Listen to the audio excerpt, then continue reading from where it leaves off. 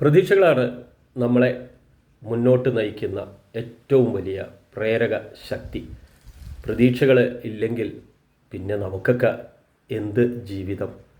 ആ പ്രതീക്ഷയിൽ ഇന്നല്ലെങ്കിൽ നാളെ എല്ലാം ശരിയാവും, അല്ലെങ്കിൽ നടക്കും എന്നെല്ലാം പറഞ്ഞ് നമ്മൾ മുന്നോട്ട് സഞ്ചരിച്ചു കൊണ്ടേയിരിക്കുന്നു.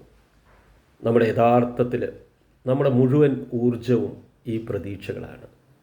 പ്രതീക്ഷകൾ ഇല്ലാത്തവന്, ആശ ഇല്ലാത്തവന് പിന്നെ മറ്റെന്ത്? പക്ഷേ ഇതിൻ്റെ നേരെ എതിർവശത്തുള്ള ഒരാളുണ്ടല്ലോ, യാഥാർത്ഥ്യം. പ്രതീക്ഷകൾ സ്വപ്നങ്ങളാണെങ്കിൽ യാഥാർത്ഥ്യം സത്യമാണ്. ഇപ്പോൾ പ്രതീക്ഷകളുടെ പുറകെ അങ്ങനെ സഞ്ചരിച്ചു പോകുമ്പോൾ യാഥാർത്ഥ്യത്തിന് അതിൻ്റെ ഒപ്പം ഉൾക്കൊള്ളാനും കൂടി പഠിക്കണ്ടേ? പ്രതീക്ഷയിൽ മാത്രം വിശ്വസിച്ച് മുന്നോട്ട് പോയി കഴിഞ്ഞാൽ നമുക്ക് ഒരുപാട് ദുഃഖിക്കേണ്ടി വരും.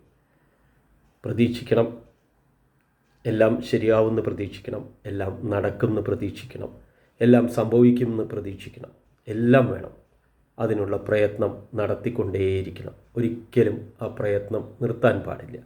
പക്ഷേ ഒപ്പം തന്നെ നമ്മൾ യാഥാർത്ഥ്യത്തിനെ അതേപോലെ ഉൾക്കൊള്ളണം.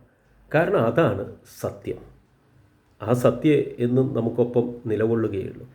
ഇപ്പോൾ പ്രതീക്ഷയുടെ ഭാരവും പേറി ഇങ്ങനെ നടക്കുമ്പോൾ, നമ്മൾ തളർന്നു പോകുമ്പോൾ നമ്മൾ ആലോചിക്കേണ്ട ഒരു കാര്യം, യാഥാർത്ഥ്യം ഉണ്ട്.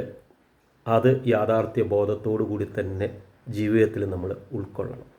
അങ്ങനെ ഉൾക്കൊണ്ടാലേ നമുക്ക് ജീവിതത്തിൽ മുന്നോട്ട് സന്തോഷമായിട്ട് സഞ്ചരിക്കാൻ കഴിയുള്ളൂ.